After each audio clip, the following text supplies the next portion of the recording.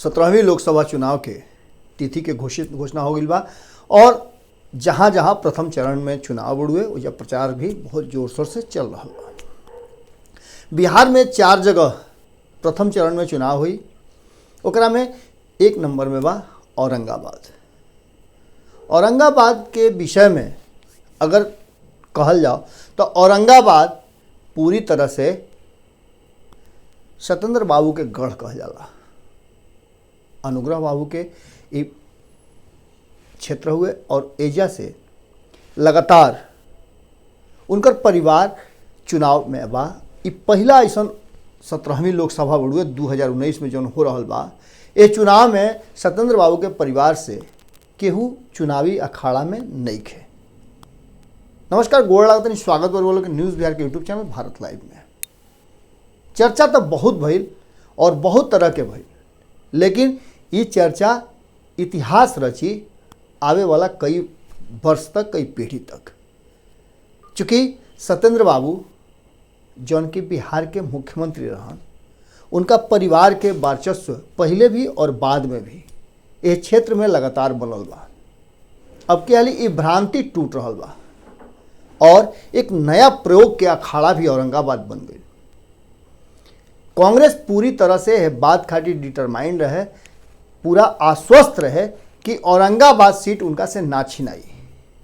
लेकिन अब के हाली सीट शेयरिंग के समझौता में कहीं ना कहीं पिछड़ गई कांग्रेस और महागठबंधन के एगो घटक दल हिंदुस्तानी आवाम पार्टी, जेकर प्रमुख बाड़न जीतन राम मांझी, वो सीट पर अपन कब्जा जमा ले। कब्जे ना जमौले एकरा खातिर जदयू के एगो लम्हर नेता के तोड़ के अपना पार्टी में शामिल भी करा ले, जिनका नाम है उपेंद्र प्रसाद। उपेंद्र प्रसाद दांगी जाति से आवेले और जदयू में एगो लंबा राजनीतिक इतिहास उनका रहल बा। वो हाल तक ले हम ज्वाइन करे के पहले वो जदयू में एज अ प्रवक्ता काम करत रहन, जुड़ रहन और काफ़ी प्रखर जदयू के बात रखे खातिर जानल जात रहा। लेकिन नॉमिनेशन के कुछ दिन पहले वो जीतन राम मांझी के संपर्क में अले और उनका पार्टी से उनका टिकट भी मिल गई। उनका कॉन्टेस्ट में बाड़े भारतीय जनता पार्टी के सुशील कुमार सिंह, राजपूत जाति से बाड़े, दूसरा हाली चुनाव जीता करे। एक पहले रुआ से बता दी कि सुशील कुमार सिंह जदयू के टिकट पर पहला हाली चुनाव लड़ रहा। अब स्थिति औरंगाबाद में ऐसा हो गई बा कि कांग्रेस के सफाया होके जदयू के ही 2 गो प्रत्याशी जौन पूर्व में जदयू के रहे हा, वो आमने सामने बाड़े। एक आदमी एनडीए से और एक आदमी महागठबंधन से। 2014 के चुनाव में सुशील सिंह जेडीयू छोड़ के बीजेपी में शामिल हो गई रहा। संभावना रहे कि उनको टिकट कट जाई, लेकिन वो अपन टिकट बचावे में पूरी तरह से सक्षम रहे और अब लड़ाई आमने सामने के बाद हिंदुस्तानी आवाम पार्टी के उपेंद्र प्रसाद और भारतीय जनता पार्टी एनडीए के सुशील कुमार सिंह के तरफ से।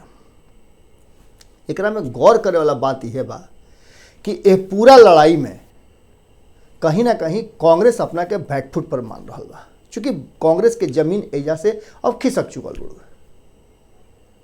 कांग्रेस चाह के भी औरंगाबाद सीट के बरकरार ना रखलस। एकरा खातिर जैसे ही सीट शेयरिंग के समझौता सामने सार्वजनिक रूप से आई, सबसे पहला जौन प्रतिक्रिया रहे वो औरंगाबाद से आई और औरंगाबाद से निखिल कुमार जौन की लगातार कॉन्टेस्ट में बाड़न, एक बड़ा नाम बा कांग्रेस में, वो और उनका समर्थक। हालांकि निखिल कुमार तो अपना स्तर से एकदम कोनो ऐसा बात ना कहले, भीतर से भले उनका जितना गुस्सा होके, लेकिन उनका समर्थक में व्यापक गुस्सा रहे और एक गुस्सा के प्रकटीकरण भइल सदाकत आश्रम कांग्रेस के जो कार्यालय बुड़ुए, वो कार्यालय में हंगामा से जम के हंगामा भइल, पुतला दहन भइल, पोस्टर उखाड़ल कबाड़ल गई और विरोध प्रदर्शन भइल, लेकिन एकर कोनो असर ना भइल। जहाँ एक तरफ एनडीए में बहुत पारदर्शिता नजर आवता, भारतीय जनता पार्टी और जदयू जो दूगो बड़ पार्टी बाड़े ओइजे महागठबंधन में दूगो बड़ पार्टी आरजेडी और कांग्रेस में कोई पारदर्शिता नजर नहीं खे आवत। ऐसा बुझा रहा बा कि कांग्रेस पूरी तरह से आरजेडी पर आश्रित हो गई बा। कांग्रेस जौन की पिछला 6 महीना पहले 5 महीना पहले तक पूरी तरह से देश के राजनीति में डोमिनेट करते रहे और 5 राज्य में जो चुनाव भइल ओकरा में 3 गो हिंदी पट्टी के बहुत बड़ राज्य में सत्ता हासिल कैलस। एकरा बाद भी बिहार में कांग्रेस के बैकफुट पर आना, इतना बड़ा रैली अकेले के दम पर करके और सफल कराना, ओकरा बाद भी कांग्रेस के अगर बिहार में बैकफुट पे आवे के पड़ल, सिर्फ अगर बात औरंगाबाद के सीट के रही तब बात दिगर बा। औरंगाबाद सीट के अलावे भी ऐसा कई गो सीट बा जौन कांग्रेस के छोड़े के पड़ल। समझौता में थोड़ा 19-20 होला, लेकिन 9 और 20 बहुत अंतर होला। 19-20 मानल जा सकला, लेकिन 9 और 20 में बहुत ज़्यादा अंतर होला, दुगना से भी ज़्यादा के अंतर बढ़ुए। और ये अंतर कांग्रेस में कहीं ना कहीं कलह के कारण भी बन सकेला। इस चुनाव के बाद बहुत कुछ अभी होना बाकी बा। विधानसभा के चुनाव भी तत्काल 1 साल के अंदर में होके वाला बा। इस सब बात के लेकर के जे कुछ भी औरंगाबाद में भइल, औरंगाबाद में अभी भी कांग्रेस सदमा में बा। कांग्रेस के कार्यकर्ता सदमा में बाड़े और कांग्रेस के लोग सदमा में बाड़े। अगर समीकरण के बात कल जाओ तो टोटल 17,37,821 मतदाता फैसला करी हैं औरंगाबाद में के उनकर प्रतिनिधि हुई लोकसभा में बैठे खातिर। एकरा साथ साथ रुआ से बता दी कि राजनीतिक इतिहास के अगर लेके चलल जाओ तो सुशील कुमार सिंह और निखिल कुमार जौन कि पिछला चुनाव तक एक दूसरा के प्रतिद्वंदी रहन, ये प्रतिद्वंदिता इनकर बहुत पहले से चलल आ रहा बा।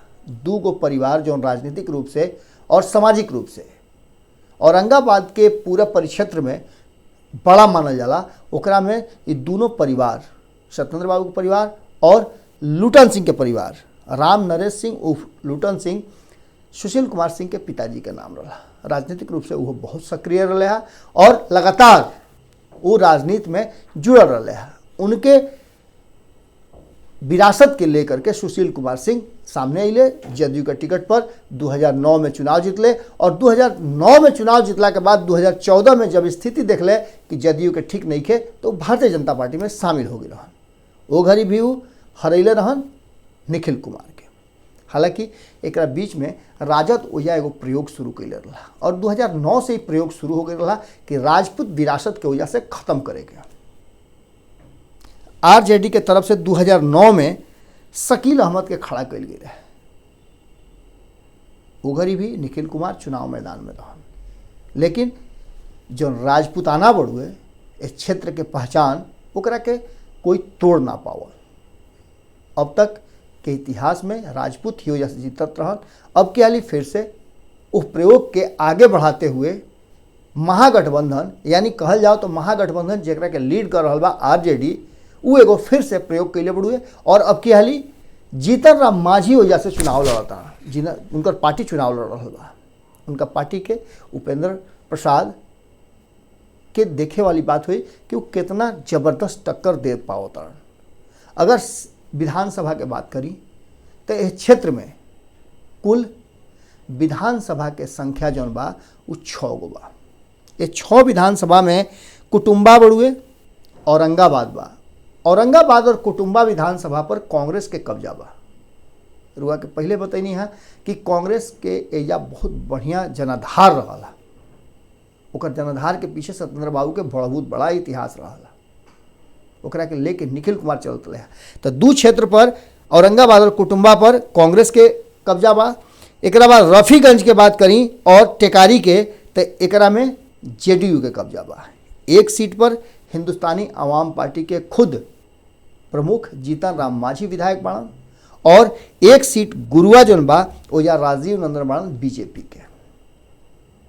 अगर ये पूरा समीकरण देख लिया, समीकरण के बात कल जाओ तो लड़ाई जबरदस्त बा।